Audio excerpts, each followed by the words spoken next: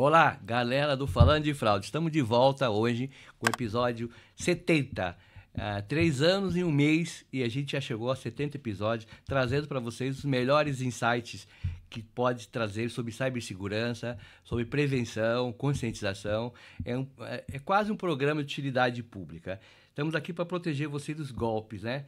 Eu sou Afonso Moraes, especialista em fraudes digitais, advogado, e estou trazendo hoje um tema muito importante para o consumidor e para as empresas, principalmente as empresas financeiras, que é o Design by Security, como unir a experiência do usuário na prevenção de fraudes no mundo digital. E antes de passar para o nosso convidado, apresentar o nosso convidado aqui, ou deixar ele se apresentar, porque às vezes é melhor a própria pessoa falar, mas às vezes também a pessoa é tão conhecida já nas redes sociais que nem precisa muito de apresentação.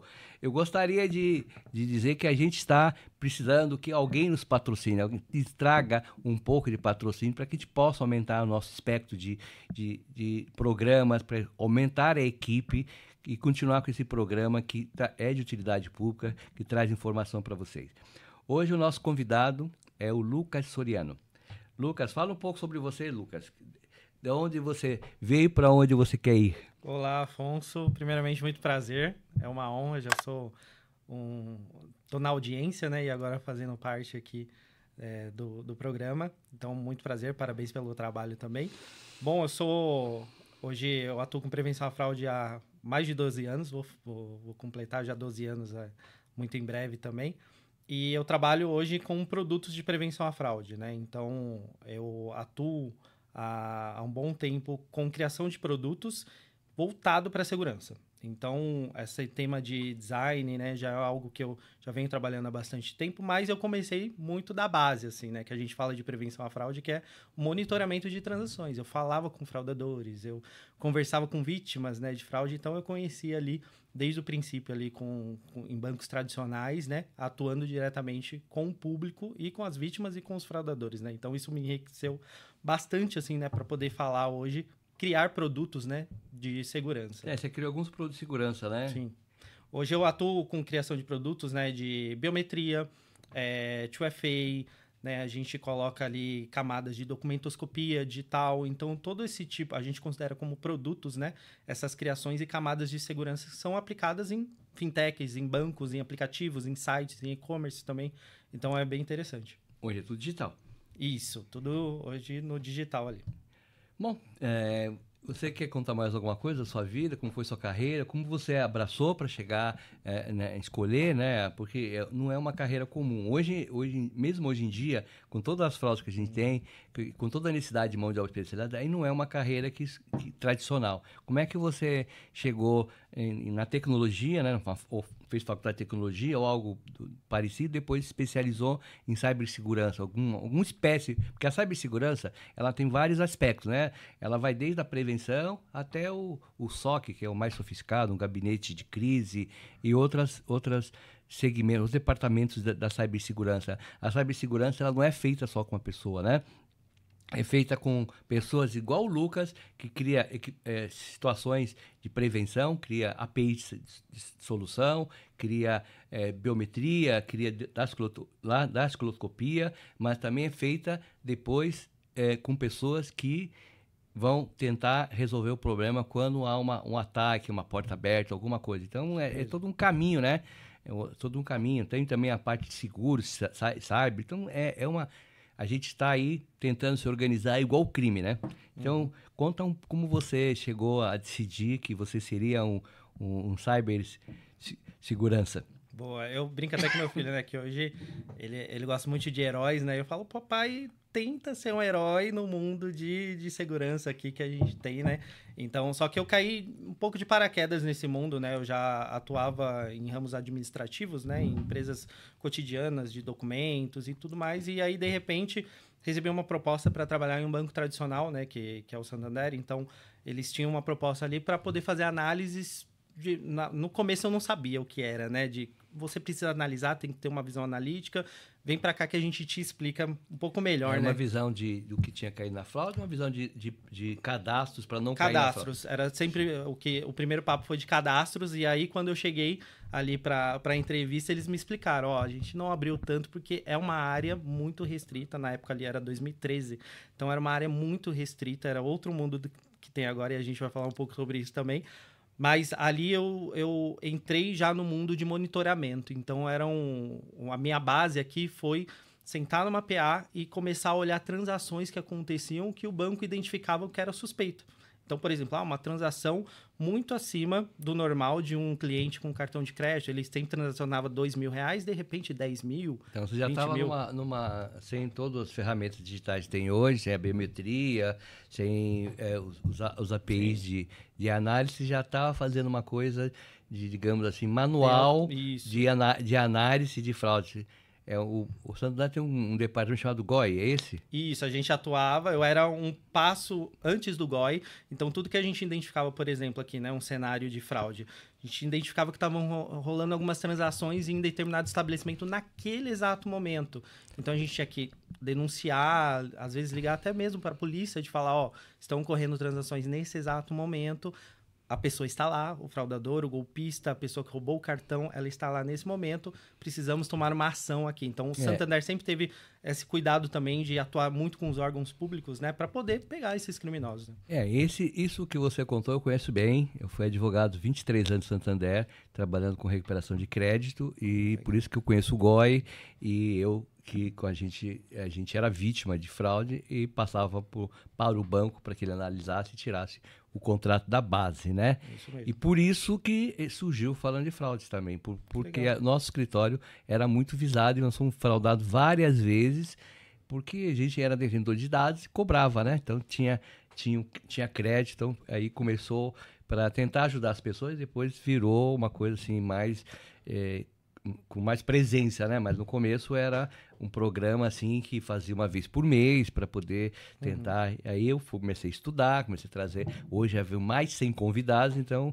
eu já comecei a estudar direito digital e aí a gente começou realmente a ver que a coisa é maior do que a gente imagina, né? E foi crescendo, depois da pandemia, houve a digitalização muito grande, né? A diminuição de agências, o e-commerce aumentou, o Brasil hoje é o segundo em redes sociais, né? No mundo, né? Então, hoje está tudo digitalizado, hoje está tudo na palma da mão e todo mundo caiu de paraquedas, né? As pessoas mais jovens, com mais tecnologia, com mais curiosidade em aprender, aprenderam alguma coisa. Mas como usar, pelo menos, e algumas prevenções, mas não todas as prevenções. Os mais de 50 estão aí numa dificuldade maior, que são os mais vulneráveis, somente se estiver aposentado. E os adolescentes que eles têm ainda, eles sabem muito usar a internet, usar as redes sociais, mas não sabem cair nos golpes. Porque os golpes não dependem só de um vírus, de um malware ou de um ransomware. Exato. Os golpes dependem da higiene social. Essa é o grande problema. A grande maioria, né? E a engenharia social, na minha opinião, você combate ela com a educação. Que aí você... E até é interessante você falar isso, Afonso, porque lá em 2013 era muito mais enfatizado esse tipo de golpe. Não existia ali. Era mais artesanal, exato. Não era de enviar links, né? Exato. Hoje em dia, já, né, com toda a tecnologia, hoje o tipo de golpe, ele existe ainda esse tipo de golpe, são a maioria, mas eles se aperfeiçoaram. Mas lá em 2013, 2014, quando eu entrava em contato com uma vítima ou um fraudador, era o golpe do motoboy, era o golpe do chupacabra, que colocava ali um aparelho dentro do caixa, naquela entrada, não. Você vê, eles criaram uma coisa para facilitar o banco, né? Cortar curso, fazer o banco, colocar os caixas fora, certo? Os caixas eletrônicos, né? Sim. Aí os caras inventaram o chupacabra, que é muito mais fácil que estourar aquelas caixas que fica na rua, né? Exato. E colocar bomba para entrar lá. Então você vê como o fraudador ele também... vai se adaptando, né? Ele vai se adaptando, né? E com a tecnologia, né? Tem uma tecnologia ali, vamos colocar o chupacabra lá. Exato. Colocar uma câmera para ver a senha do cara, vamos colocar essas coisas, né? Isso. Você vê que... E aí depois nós somos uma evolução de golpes aqui, né? Falando evolução de golpes. Mas vamos falar uma coisa interessante, porque a gente colocou aqui no programa o design. O que é, para quem não é não trabalha com cibersegurança, ou até mesmo quem trabalha, o que é um design, um design security? Boa, o design ali, hoje a gente tem diversos designs, né? Design de interiores, design gráfico, Sim. né? E o design de segurança, que ele está tomando cada vez mais forma aqui, né? Ele é a atuação dentro de um time de produtos ali, quando se cria um produto, seja um produto de cartões, eu quero criar um aplicativo. Então, esse olhar para um design de segurança é você pensar na usabilidade, para você não causar fricção numa camada necessária de segurança. Então, vou dar um exemplo aqui, né? Quando você entra no aplicativo para criar uma conta, né? Fazer um onboard ali de uma conta, você em algum momento vai ter que colocar o seu rosto em uma biometria facial, certo? Certo. Então, a parte de design de segurança é o quê? Como que essa jornada de colocar seu rosto, ela vai se adaptar para gerar fluidez para esse consumidor que quer criar de fato uma conta ali. Se eu colocar ali o meu rosto, mais aquelas frasezinhas que ficam aparecendo, né? Centralize seu rosto, aproxime mais. Ficar embaixo daquela opção, nunca eu vou conseguir centralizar meu rosto. Então, o design, ele pensa o quê? Eu não quero perder negócio, né? Porque a empresa vive de negócio, mas eu tenho como que eu encaixo minha camada de segurança para poder não gerar um problema, uma fragilidade dentro desse produto. Então, design é exatamente isso, desenhar camadas de segurança para que entrem fluidos dentro da jornada de produtos. E marketing para trazer experiência mais agradável, mais suave para o consumidor. Melhor experiência para você não ficar reclamando. Por que eu tenho que fazer a biometria? Para quem eu ligo? Como que eu consigo desbloquear isso aqui, né? Tem algumas coisas, alguns termos que nesse setor de cyber design que chama-se US. O X. O que seria o X? E o X a gente pensa muito na descrição do que a gente vai transparecer para o cliente. Então, vou dar um exemplo aqui, né, também. Você vai criar, as fintechs criam telas muito rápido, né? Desenvolvem telas bonitas, com design legal, com uma camada legal. Então, o UX, ele vai pensar na experiência desse consumidor. Em algum momento, ele vai passar por uma etapa de segurança. Então, quando eu vou fazer uma transação ali, eu tenho que colocar o meu rostinho, ou eu tenho que colocar uma senha, ou eu tenho que colocar um código que eu recebi. E como que essa experiência ela é feita dentro do aplicativo da determinada empresa? Como que essa experiência é fluida para que eu não gere um problema? Ele consiga, de fato, o cliente fidedigno, né? Consiga transacionar, mas com fluidez. Entender que a mensagem que estou passando é um bloqueio de segurança, não é um bloqueio simples. Para quem que eu tenho que ligar depois? E se for eu mesmo, como que eu faço esse desbloqueio para poder transacionar? Então, o UX, ele olha exatamente isso. Qual é a experiência que esse consumidor vai ter em uma camada necessária de segurança. Então, é mais um complemento do design, uma ferramenta de design, security, para que seja feito as coisas de uma maneira mais segura. Esse UX tem alguma a ver com essas telas hoje das redes sociais, do Instagram, de outras redes sociais? Aplicam-se muito. Do TikTok, para deixar as pessoas, digamos assim, quase viciadas, né? Isso, a gente não trabalha muito com esse vício, porque óbvio que o consumidor ele não quer. Mas no fundo, agora mas tem um viés, no né? fundo tem um viés para que ele entre mais ele faça o que você quer. No serviço que você está oferecendo lá, financeiro, tá? E entre Exato. no banco mais vezes lá, e aí, estando ele com uma experiência agradável, ele adquira mais produtos financeiros dentro do banco, né? Exatamente. Porque a ideia do banco não é só de ficar mostrando o saldo do consumidor, é de vender produtos, não é isso? A gente trabalha ali para que ele tome as ações que uma pessoa fidedigna tenha que fazer. Então, por exemplo, eu crio um botão específico para o desbloqueio, para causar que ele siga num caminho que ele consiga o desbloqueio. Mas, ao mesmo tempo, para que o fraudador não ache uma vulnerabilidade, né? Então, por exemplo, quando a gente vai criar uma tela de segurança, eu não posso passar qualquer informação. O seu cartão está bloqueado durante 1 hora e você tem 3 tentativas logo na tela. Por quê? O fraudador ele vai criar uma automação a partir da informação que eu passar para ele na tela, para poder ficar tentando, né? Colocar um atacante ali, ficar um botzinho para ficar tentando toda vez. Então, design de segurança entra nesse momento de falar assim, o que eu posso falar para o cliente ou para o fraudador que eu não exponha nenhuma vulnerabilidade, mas que o cliente fidedigno ele consiga se encontrar e fazer a ação que eu espero ali para poder desbloquear ou poder fazer a transação que ele quer. É muito necessário isso aí, porque a continuidade de uso vai depender muito da experiência que ele tiver. Sim. A gente tem um mantra aqui que a gente sempre fala: se você ainda não caiu numa fraude, conhece alguém, ou sua empresa, você conhece alguém que já caiu. E a gente sempre procura perguntar para o convidado, mesmo que não fale o nome, né? Que conte um caso de uma fraude assim impactante. Por quê? É uma maneira de a gente trazer um alerta para o consumidor. Muitas vezes ele não caiu ainda, mas ele já esteve próximo ou teve uma pessoa, então ele vendo como aquele golpe aconteceu, como aquela engenharia do golpe ou as ferramentas foram usadas, ela fez uma pessoa cair numa fraude, ele toma como prevenção, né? E a gente também conta a prevenção no final do golpe, né? Você tem algum caso aí, um spoiler legal, um case aí? Olha, já nesse 12 anos aí, já peguei muita fraude, assim, que a gente olha e fala, como que aconteceu, Então, né? conta Então, uma boa. hoje, uma interessante, assim, que eu vejo muito, não é nem interessante, mas é que acontece muito, a gente tá falando sobre idade, né? Sim. Essa fragilidade que acontece adaptada a cada idade, né? Então, hoje eu vejo muito, né, principalmente esses golpes essa fraude do INSS, né? Algumas fraudes que acontecem em crédito ali, que a gente tem que começar a orientar muito melhor essas pessoas que estão vulneráveis a informações, que não têm essa capacidade. Então, hoje, qual que é a fraude que eu pego bastante, assim, hoje em dia, né? Que é uma pessoa de engenharia social entra em contato ali, se passando por um funcionário daquele banco, né, específico. Olha, tô ligando aqui porque eu vi que você, né, acessou o banco, você tem contato, e aí eu vou te ajudar na contratação desse crédito. Eu vou te ajudar aqui a você fazer essa operação.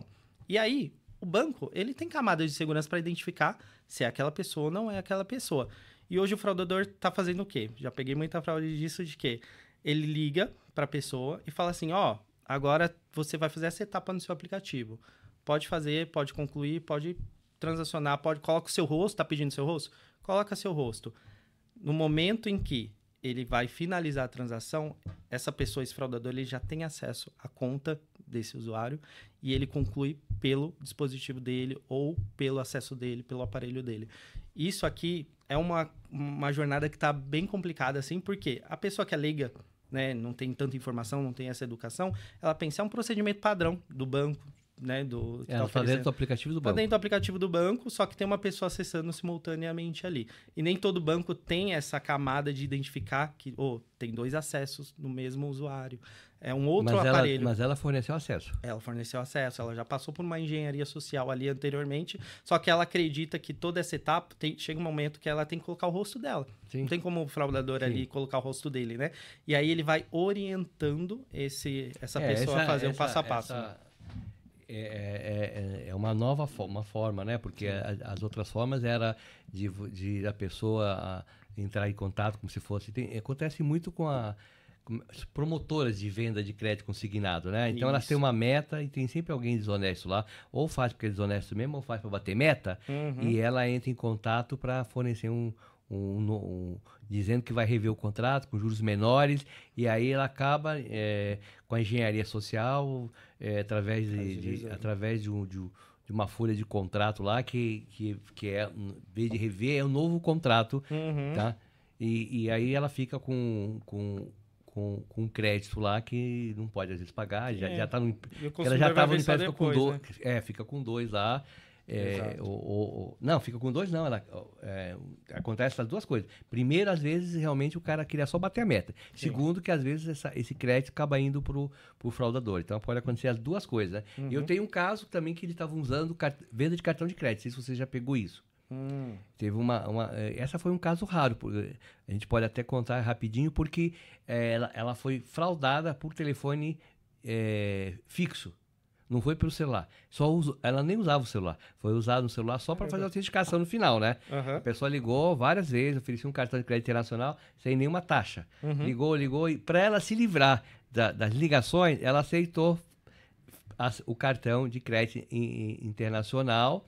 E com os dados a pessoa acabou fazendo um crédito na conta dela. Usou, né? E aí, uma no, vez no tem... SS, né? Sim. Entrou na aposentadoria e fez um crédito consignado. Uma vez tem os dados ali, ele vai tentar tudo no mercado, né? É isso que essa é a prevenção que a gente fala, né?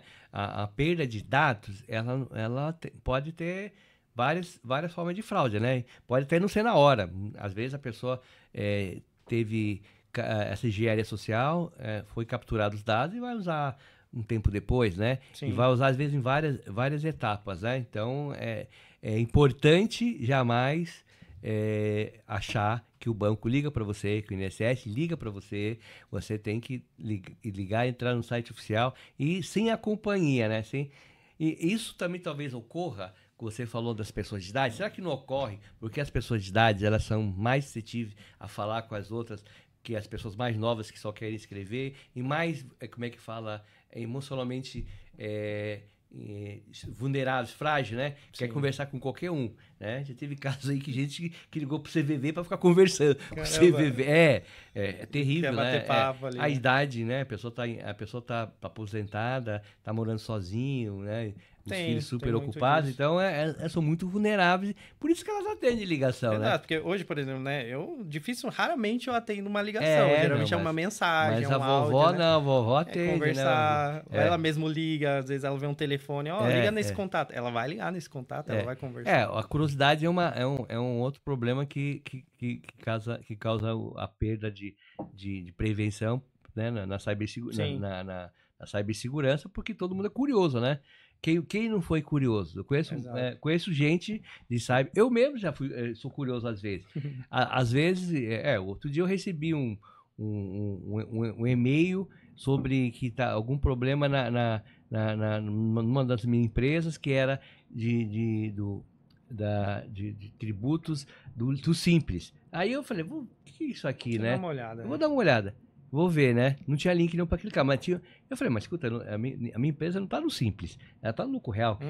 Você entendeu? Aí depois, só que você só foi então, mas a curiosidade bate na pessoa. A curiosidade sempre bate na pessoa. E é o que a gente trabalha muito em design, né? Porque o jeito que você fala, o jeito que você expõe ali, o fraudador ele pode querer copiar também. Ele vai simular a mesma tela do seu banco, ele vai simular o e-mail, ele vai tentar fazer tudo ali, né, mascarado, o mesmo design, a mesma estrutura, para que você de fato acredite que você está, né, acessando alguma coisa fidedigna, né, ali também.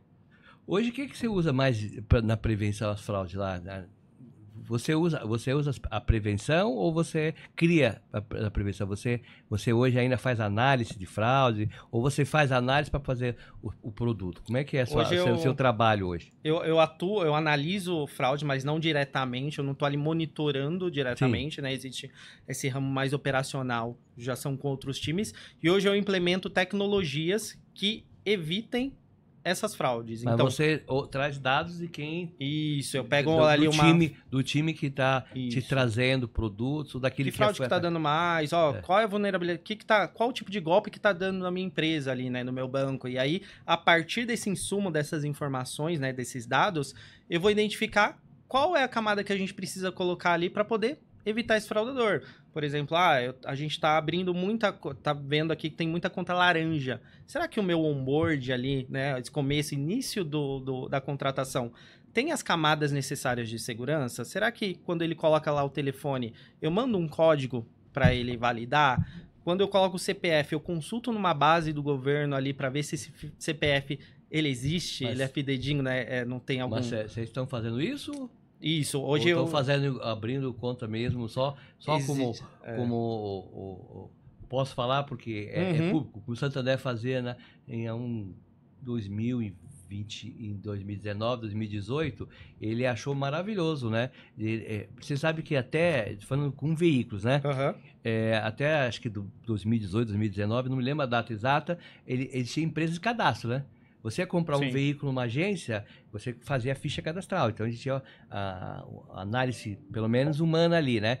Isso aí acabou. Você não tem mais. Hoje a análise é tudo digital. Exato. Mas antes de surgir as tecnologias, né? Depois de 2000, sei lá, eles faziam mandar os documentos e aprovar por documentos que ia. Não havia nenhuma certificação se o documento original. Nenhuma Por isso que eu te validação, pergunto, né? hoje já não é dessa maneira. O cara não manda a conta de luz para provar a residência que não sabe ser dele, não manda um contrato que não sabe se é dele de locação ou contrato do imóvel. Hoje é tudo automatizado, né? É óbvio que a gente espera que as empresas implementem essas tecnologias, né? Mas não que são todas. análise, automática, mas Tudo e automatizado. análise, como é que é feita hoje? Hoje também, tudo, né? Óbvio, o mundo perfeito consegue fazer essas análises de forma automatizada. Tá, mas faz análise, por exemplo, manda é certificada a residência da pessoa? Depende muito da jornada, mas quando a gente vai criar produtos, a gente entende a jornada que o cliente vai ali. A gente tem necessidade de ter um comprovante de endereço ali que ele anexe essa informação? Às vezes não. Às vezes eu puxando o CPF e ele colocando o endereço que ele reside, eu já consigo cruzar essas informações com uma base do governo, com um birô, né, que existe aí. Hoje em dia eu pago um birô, né, as empresas pagam esse birô, consegue saber exatamente aquele endereço. Mas é uma certificação. É uma certificação. Exato. É melhor que a conta original.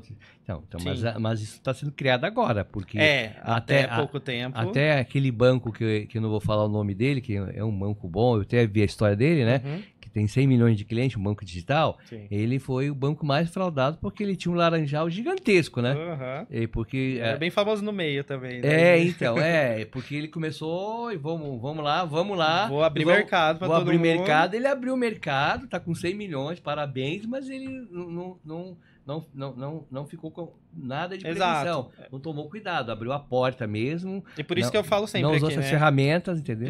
As empresas precisam investir, né? A gente tá falando muito sobre investimento, o que gera dinheiro, gera lucro para a empresa, mas prevenção à fraude, você precisa investir nisso para poder não perder lá na frente. Então, se você não aplica esses tipos de camadas, né, de segurança tecnológicas, né, ali no começo, lá na frente não adianta. Você vai ter muita conta laranja aberta, você vai ter muita contratação que não é o cliente fidedigno que está contratando. Então, você investir nessas camadas de segurança que hoje em dia tem muita opção, hoje você não precisa saber desenvolver. Você vai no mercado e fala assim, quanto que você me cobra por cada validação aqui? Te cobro tanto. Pô, às vezes custa até menos do que uma fraude que você vai tomar no futuro, né? Então, isso é importante. A gente falou aqui nos bastidores, é isso, né? Porque a minha opinião e a sua também, né? Que acho que é de todos que trabalham com cibersegurança, né? O DPO chega lá, ou alguém de cibersegurança chega pro CEO lá, o board lá, e fala assim, olha, preciso gastar 10 milhões. O cara olha e corta por 5, porque ele acha que é despesa. Ele tá, é o mesmo que investir no marketing. Não vai trazer um lucro imediato, mas vai manter a imagem da empresa, né? Quem vai querer comprar no marketplace fraudado? Quem vai querer ter conta num banco que tem uma fama de ser um difusor de laranjal, que as fraudes passam todas por ali, né? Então, não é interessante isso, né? Porque se ele não... Se outra pessoa já usou... O banco foi usado para ter uma fraude, vai ser usado para ele, porque o banco, o meio de pagamento é uma forma. Sem o meio de pagamento, não há fraude. Duas coisas que é principal. A primeira que nasce são os cadastros, os dados, o cadastro. E a segunda é o meio de pagamento. Exato. Então... e depois as ferramentas, né? São essas três coisas que unem uma fraude perfeita, né? Se for pro mal, você vai ter essas três ferramentas. Mas quem é do bem, as empresas, as pessoas, tem as antiferramentas, tem as ferramentas para combater a inteligência artificial, né? Contra a inteligência artificial. Tenha cuidado com o seu cadastro, não deixe vazar. Eu vou dar um spoiler aqui, não sei se você sabe, eu acho que você sabe, né? Porque você é um adepto do LinkedIn. O nosso amigo McDonald teve 63 milhões de credenciais vazadas. Olha aí. Então, você imagina, no mundo inteiro, você imagina isso no recrutamento. O recrutamento foi vazado. Então, é isso que não pode acontecer. Como aconteceu com a SPTran também, que teve 11 milhões de credenciais vazadas. E parece que não sei se você percebe, Afonso, mas parece que virou rotineiro, né? Cada dia que você abre uma manchete de vazamento, é uma empresa nova que foi vazada, são dados novos que estão vazados. E, assim, minha sensação, né, é que nada acontece ali, morreu qualquer Não. outra empresa que vazou. Só que isso aí tem um prejuízo enorme Isso para o que nós consumidor. estamos sabendo, que vem na mídia, exato, né? A gente pode... Dá para contar na mão quando vem na mídia. Eu sei, por exemplo, de alguns um laboratório, que eu não vou citar o nome, eu sei da Sabesp também, que... E outra coisa, não tem compliance, não vem a público falar. Então, é muito pouco. E a fraude nasce aí. Se quer combater a fraude, é aí. E depois também você não espera só que os outros combatam a fraude. Dentro da sua casa, investe em segurança. Investe, primeiro, na minha opinião, investe em educação digital para os seus funcionários, desde a faxineira, porque a faxineira também pode acabar sendo um veículo de fraude, porque existe mais um detalhe: o ser humano, ele é corrupto, então pode uma corrupção, ela pode ajudar a fazer um implante dentro da empresa. Então invista desde da faxineira até o CEO. Não deixe o CEO, porque ele é o CEO da empresa, usar, por exemplo, uma planilha de Excel. Sim. Então invista em todos. Isso é educação digital constante. Segundo, invista num time que possa atualizar o seu sistema, cuidar das suas senhas, né? Confiança. A gente falou do McDonald's, por que vazou os 63 milhões de dados? Porque a senha do McDonald's era ridícula. A senha do McDonald's era 1, 2, 3, 4, 5, 6. Isso é não existe, hilário. Né? Não existe, mas infelizmente existe, né? Mas a gente pensa, existe. A gente tem casos aqui que eu já trouxe para o programa, em que o chefe da seção tinha uma senha que ele delegava essa senha para os outros, entendeu? Olha aí. Dá muito trabalho dentro de casa, né? Então. O rombo que deu recentemente, né? Que o hacker ali, né? Foi quase 1 milhão de um bi, né? E aí foi ver um operador terceirizado que tinha acessos, senha, login, às ferramentas, e ele acabou passando para uma pessoa por 15 mil reais ali, então... a história, não sei se a história é totalmente essa, mas isso é um exemplo que você tem que ter uma educação. Tem que saber para quem você passa ali, né? Tem que ter uma educação digital e pagar bem as pessoas. E aí é um outro problema, tem que fazer por camada, né? Uma senha só não pode chegar até o fundo do poço, né? Exatamente. Tem que fazer por camada. Então isso aí já é uma coisa do time, de um time bom interno, fazer essa cibersegurança, cuidar de trazer um pessoal... O time não pode fazer tudo, né? Trazer um pessoal, muitas vezes terceirizado, para dar curso de cibersegurança, e aí criar sistema dentro da empresa, né? Não adianta só ficar comprando firewall, não adianta só fazendo pentest, existem outras coisas. Essa outra coisa que é haver uma hierarquia da senha é muito importante isso aí. Uma senha só no... É aquela história que falava antigamente, né? Quem vende não cobra, né? Se o cara vende e cobra, o cara faz um acerto ali, né? Exatamente. Mas vamos falar da biometria facial. Você falou que a biometria facial, ela é importante, né? É uma das coisas mais importantes, com a dupla certificação. Mas eu escrevi um artigo outro dia, uma análise que eu fiz, que existe vários tipos de biometria, né? Existe a biometria, aquela de prédio lá, algumas prédios, porque acho que é mais barata, porque assim, sempre querer economizar, né? Que qualquer um coloca uma foto lá e entra no prédio, né? Então a gente intitulou o artigo que é a biometria para deixar o fraudador entrar, porque ele entra muito fácil. Liberar o acesso dele. Liberar o acesso, né? Então, o que você fala sobre a biometria hoje? Como é que está essa biometria? E aí, no final lá, você fala sobre o que você sabe da biometria 5.0, né? Boa. A biometria ela é uma das camadas mais utilizadas hoje, né, para instituições financeiras, e-commerce, né? E ela realmente é muito aplicada, mas, como você falou, tem que tomar muito cuidado com a tecnologia que você vai colocar ali, né? Às vezes você coloca uma biometria barata, que não tenha por trás, porque a biometria, basicamente, ela tem um birô atrás, ela tem um banco de imagens para você fazer aquela comparação da imagem que você está colocando. E, às vezes, vem um serviço oferecer de forma barata, mas ele não tem uma base muito confiável. Então, o fraudador vai colocar ali, não vai reconhecer ele, que é um fraudador, que não é a pessoa que está tentando acessar do CPF, e vai acabar passando. Então, hoje, para você integrar uma biometria, você tem diversos players hoje no mercado, confiáveis, né, que tem um banco enorme. Então, estou falando aí de Único, Serasa, né, ClearSale. Então, essas empresas têm uma base de clientes muito grandes porque elas estão em várias instituições financeiras, principalmente. Então, está no Itaú, está no Santander, está no Bradesco, que a população está centralizada nesses bancos. Então, a biometria ela é de extrema importância, mas eu digo sempre que não é só a biometria, né? A segurança são uma junção de camadas, né, que você precisa aplicar ali dentro da sua jornada para evitar os fraudadores. Óbvio, um cliente que oferece menos riscos, né, que ele já opera ali com você, que você já conhece esse cliente, você vai colocar menos camadas de segurança para que ele não tenha tanta fricção.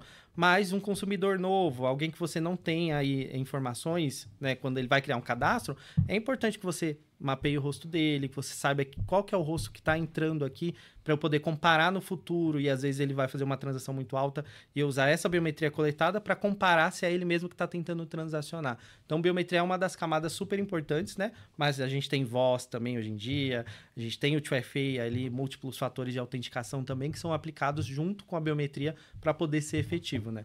Mas e a biometria 5.0 ela veio para resolver? Ela é a ferramenta da bala de ouro que vai resolvendo, ela não vai ter fraude, a 5.0? A gente que é de fraude nunca fala que uma camada, não existe uma bala de prata, né? Então, ela vem para ajudar, né? Com certeza, toda a tecnologia que aparece, né, vem com esse intuito de tentar evitar um fraudador, esses fraudadores, mas ela sozinha não é o que vai sanar, não é só colocar a biometria ali. Mas ela tem várias camadas, né? Exato. Então, ali é uma junção de camadas dentro dessa biometria 5.0, mas a gente não pode esquecer de outras camadas que são super importantes também, porque a gente aborda, quando vai criar ali camadas de segurança, diversos tipos de públicos. Então, a biometria 5.0, ela tem várias camadas ali que eu possa utilizar, né, minha aplicação, no meu aplicativo, no meu site, mas também tem outras camadas de segurança que eu posso aplicar. Vou dar um exemplo aqui, né? A gente mexe muito com motor de regra de fraude. O que é o motor de regra? Eu pego um perfil, eu crio o seu perfil ali, ó, o Afonso ele transaciona 5 mil durante o mês, a média dele.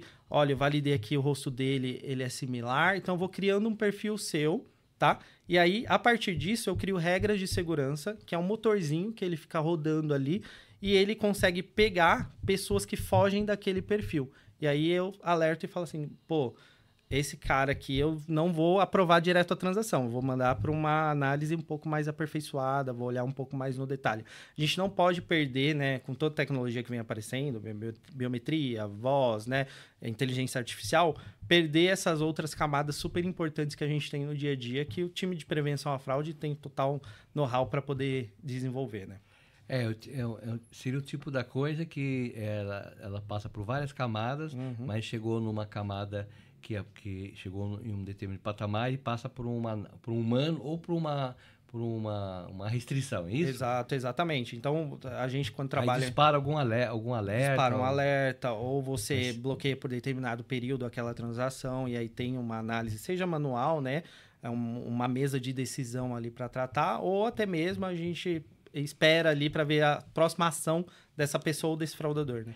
Eu entendo e acho perfeitamente que deve ser feito dessa forma. O humano ainda tem que ficar com a parte final, mas tem que ter humano.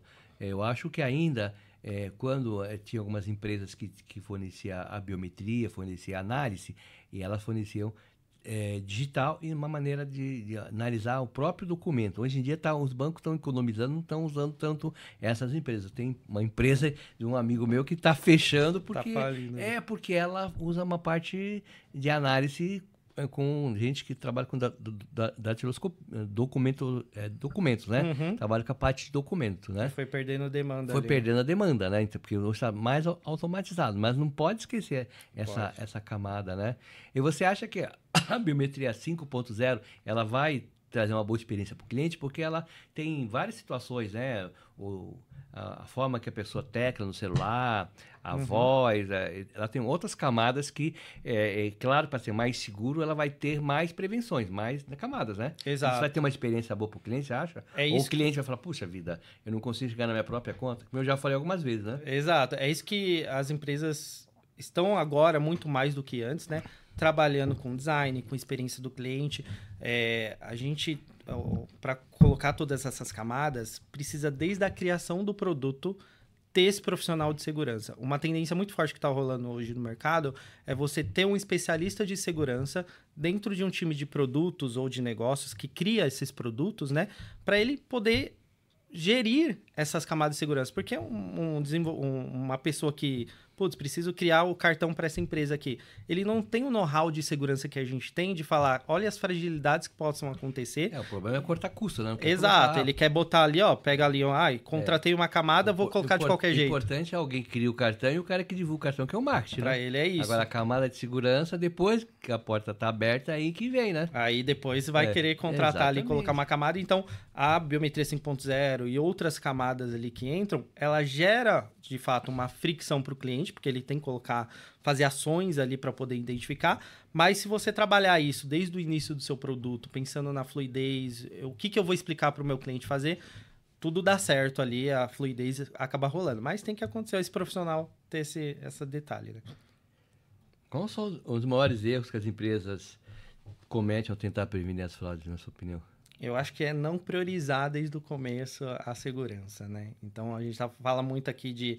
a empresa ela precisa gerar negócio, né? Senão ela não sustenta, ela tem que vender, ela tem que trazer clientes, mas dá pra gente fazer isso de forma fluida, colocando segurança desde o começo. Então, o maior erro que eu vejo, já presenciei assim dentro da minha carreira, foi exatamente isso. Esperou acontecer a fraude para poder investir em segurança. Então... colocou uma camada ali, um QR Code, colocou um cartão virtual, vai gerar negócio, vai gerar um Pix ali, só que quando acontece a fraude, o rombo financeiro, vai lembrar que a gente precisava colocar uma camada de segurança. Então, acho que é o maior erro que as empresas hoje acabam cometendo é prezar por custo baixo, vou gerar um produto aqui para gerar muito, muito, muito valor, mas de custo baixo, só que lá na frente isso aí vai gerar um prejuízo, porque pode acontecer um rombo e manchar totalmente ali. Previna antes. Exato. Então, mas partindo da sua análise, toda a sua experiência, quais as fraudes hoje, as fraudes estão mais em moda hoje? E depois uma pergunta seguinte que está meio nada, quais os meios hoje que geram mais fraudes? Nós temos hoje meios de pagamento, não estou falando o recebedor, falando meio de pagamento, a forma de pagar, né? Antigamente tinha duas formas, em dinheiro, cash ou cheque. Sim. Hoje nós temos o QR Code, o Pix, as transferências, né? Aproximação do cartão, do celular, os cartões por aproximação, né? Ou o cartão inserido. Então, hoje multiplicou um pouco os meios de pagamento. Mas o que acontece, as fraudes são os mais rápidos, né? Uhum. Hoje é o Pix. Mas quais as fraudes estão mais em moda? Eu vou dar só um exemplo para você. Eu ia perguntar um pouquinho que você começou a falar nisso.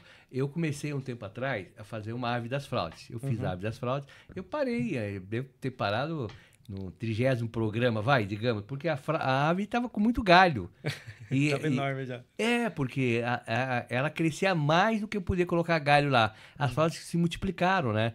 Elas podem usar o mesmo veículo que é o WhatsApp, pode usar o mesmo meio, depois principalmente do Pix, né, que surgiu o Pix, houve um aumento, a criatividade é muito grande, né? Uhum. E eu parei, mas dentro dessa árvore, a sua arvinha, na sua cabeça, quais as fraudes que estão hoje mais atuais? Vamos esquecer aquela Jurássica, quando você começou em 2013 lá, Sim. que era o chupa-cabra, o cartão fraudado, o motoboy, não, o cartão fraudado, né? Tinha também.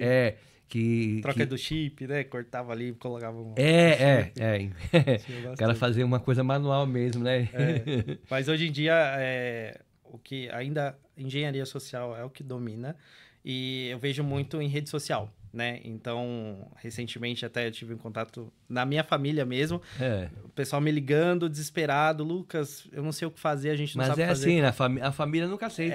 Eu não consigo falar com a minha família, nem para assistir o programa.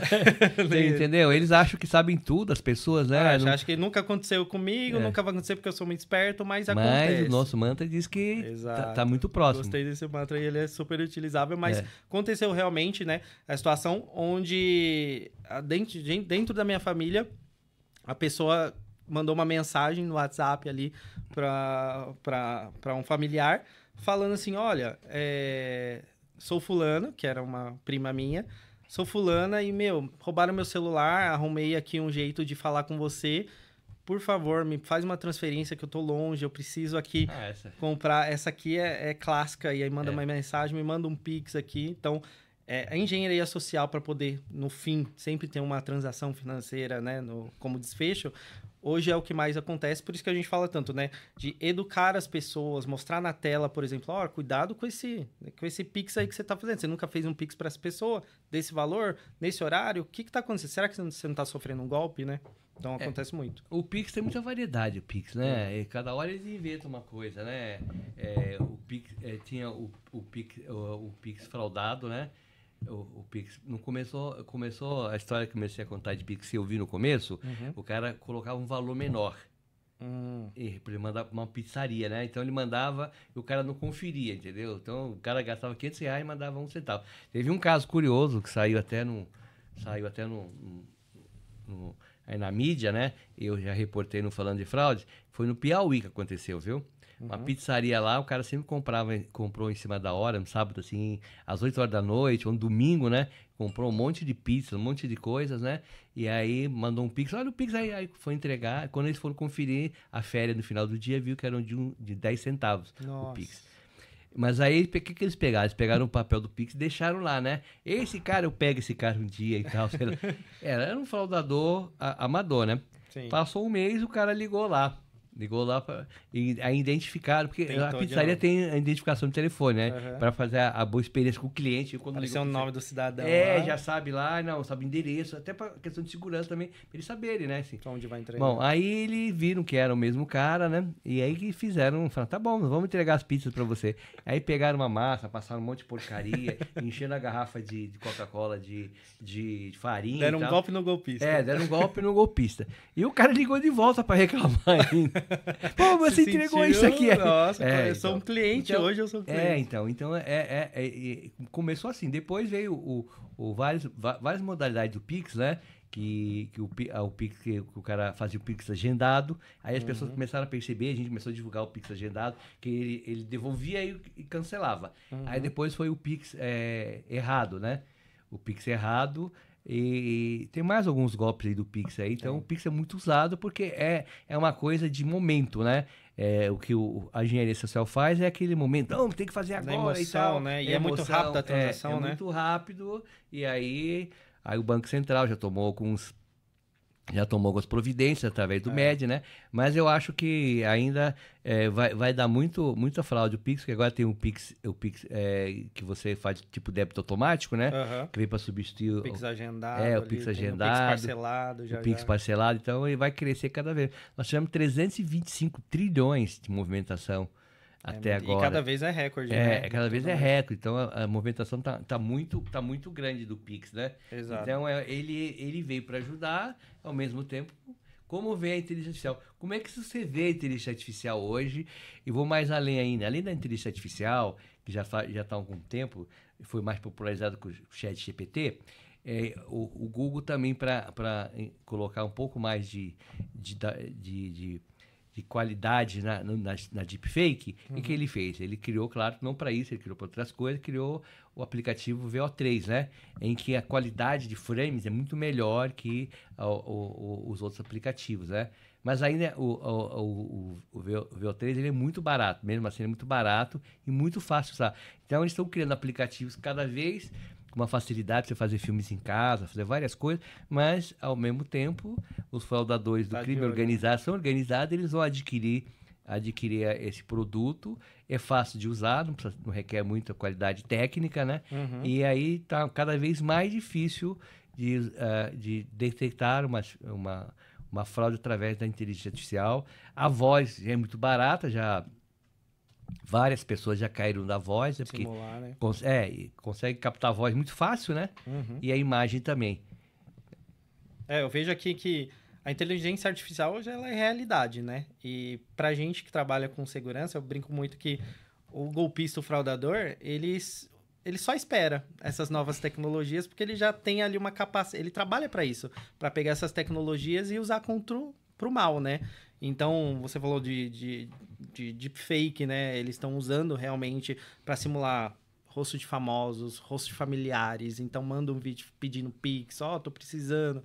Então, cada vez mais, isso vai se aperfeiçoar, porque a gente está aperfeiçoando essas tecnologias, né? Então, a inteligência artificial, ela não criou novas fraudes. Ela aperfeiçoou as fraudes a custo baixo. Então, eu falo muito aqui que, para uns amigos, assim, ela não inventou uma fraude nova, mas para o fraudador foi ótima, porque o custo é baixo e ela tem uma proporção muito maior. Então, antigamente, o fraudador mandava um SMS, né, para você ali, clica no link. A velocidade do SMS, a velocidade Exato. de um frame lá. Hoje ele já consegue mandar muito mais rápido um vídeo para você, só que não só para você, ele manda para todo mundo ali, uma base de clientes e todo mundo. Se uma pessoa cair das 800 que ele mandou, já é um valor ali que ele consegue usufruir. Você é otimista. Eu tenho certeza absoluta, já desde que a gente começou a trabalhar com ele, desde 2019, que não é ele, são os escritórios do crime. O mesmo call center que eu tenho, o escritório do crime tem, só que se aperfeiçoou muito. Sim. Então, são milhares, né, que tem o disparo automático, tanto de voz quanto de dados. Usam uma plataforma de WhatsApp, disparam milhares. E o esforço é mínimo para ele. Disparam milhares de seja o que for, né? Eu vejo que eles têm setorizados, né? Eles têm setores de crime, né? Ele tem um setor lá que só cuida de boletos fraudados. Isso aí não se fala muito porque a pessoa tem vergonha, não tem estatística. Quantos boletos são fraudados? Várias pessoas recebem um boleto de conta de consumo ou conta de tipo da NET, contas que recebem mensal. Uns 2, 3 dias antes, eles têm as credenciais roubadas, ele vem uns 5 dias antes, com um valor menor e a pessoa paga. Altera o código de barras ali muito facilmente, né? Sim. E aí ninguém vai conferir, porque é um pagamento que a pessoa já faz cotidianamente. Exatamente, né? Mas a gente alerta. Quando digitar o código de barras, vem quem que é o beneficiário. Sim. Se você tiver a possibilidade, digite com o leitor, que aí aparece quem que é o beneficiário. Então, são coisas muito fáceis, né? E assim, tome cuidado, né? Você tem que ler se aquele valor está exato, tem alguma coisa, né? Chamando a atenção, entendeu? Então é isso. Então, aí existe o setor das fraudes de eventos, Dia das Mães, Dia dos Pais, da Black Friday, né? O Friday, né? Da Black Friday, Natal. Existe a parte que faz isso hackeando as empresas, né? Fazendo os ataques, né? Sim. E existe a parte de marketing lá. Como o call center tem marketing, eles também têm um marketing. Eu já detectei fraudes em todo tipo de setor que você pode imaginar. Todo tipo de setor. Call center é um dos mais fraudados. Ninguém leva isso a conhecimento, senão eles pedem os clientes. O call center, a gente teve um caso de call center que a recuperação era de 30% só. Caramba. Aí foram pesquisar, e tem uma empresa na época, me contaram, empresa especializada em fazer análise ao contrário, né? 70% era de contratos falsos. Nossa. Então, a base era falsa. Não é que a empresa de cobrança estava cobrando errado. Você entendeu? Então, hoje em dia, isso é uma coisa que as pessoas perguntam: o que está acontecendo hoje nesse setor de fraudes e golpes no Brasil e no mundo? No Brasil, um pouco mais, porque o Brasil ele é mais vulnerável, né? Eu diria que é uma pandemia. Uma pandemia, porque você pode ver que o emprego formal diminuiu, o emprego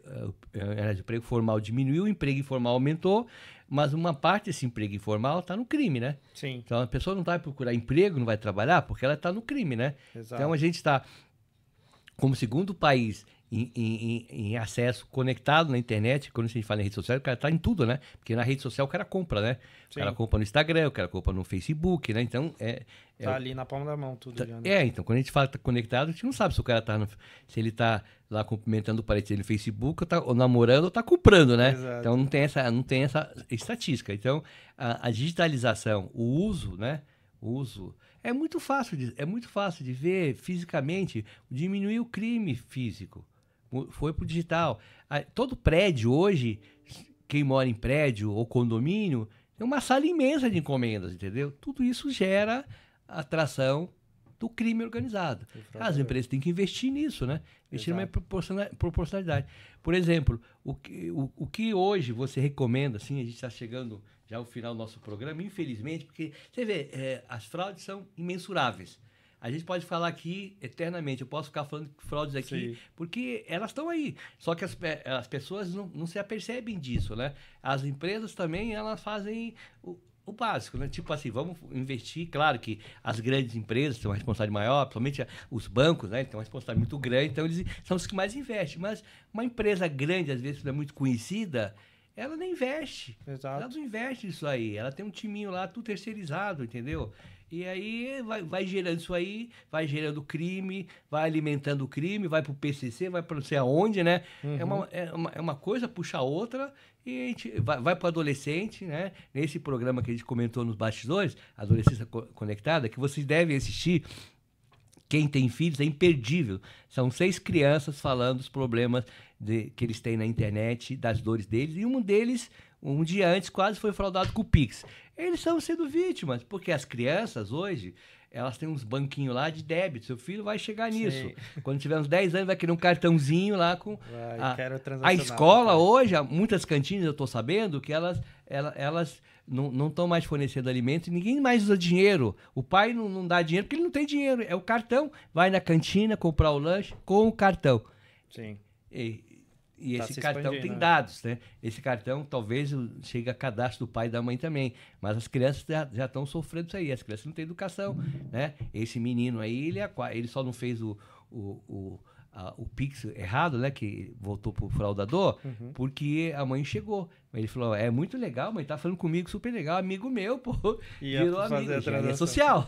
Já ia Então é isso. primeira vez. O que né? que as empresas hoje, as empresas, que conselho se daria para reduzir as fraudes hoje, para as empresas? Conselho Principalmente as que eu- pequenas, principalmente as Sim. pequenas e médias. Qual o conselho que você dá?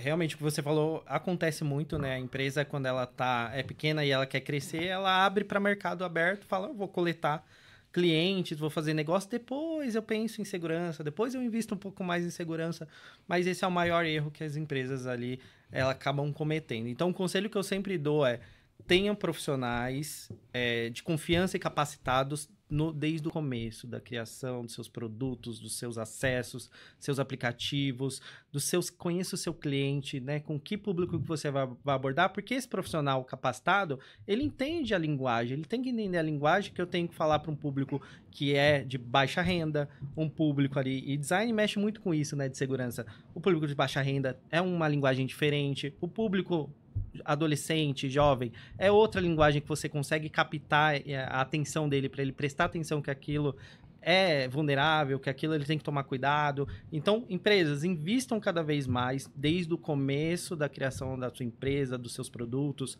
suas jornadas, com profissionais capacitados de segurança para poder aí sim a gente tenta brigar com esses fraudadores lá na ponta. Porque o fraudador ele está sentado esperando só uma empresa nova aparecer com vulnerabilidade. Aí ele vai atacar ali aquela empresa, né? Bom, antes de agradecer o Lucas, já que falou em investimento em empresa, invista no Falando de Fraudes, que traz conhecimento e prevenção para consumidores, para quem consome produtos financeiros, para quem consome marketplace. A gente está precisando de investidores, patrocinadores no programa para poder dar uma amplitude a esse programa, formar uma equipe aí, trazendo mais programa, mais insight, trazendo convidados de outros estados, até de outros países aqui, que possa aumentar os insights que a gente tem. Então a gente está no LinkedIn, Afonso Moraes, Falando de Fraudes, no Instagram, nos procurem. Traga a sua empresa para nos ajudar. A sua empresa que está começando agora em cibersegurança ou outro segmento que precisa. Todos os segmentos precisam. A gente fala cibersegurança, mas todo segmento precisa estar ligado a uma equipe que traga cibersegurança e ligado a empreendimentos que demonstrem essa intenção. E nós somos um empreendimento que está trazendo conhecimento e prevenção e conscientização para o mundo cyber. Lucas, muito obrigado por compartilhar sua experiência, prática com a gente. Você está ouvindo, não se esqueça de assistir o canal, clique no sininho, as notificações e compartilhe esse episódio. Mais que pessoas protegidas, aqui vai o alerta. Sempre desconfie na internet. Fique seguro. E agradeço. Até o próximo programa, Lucas. Muito obrigado, Afonso.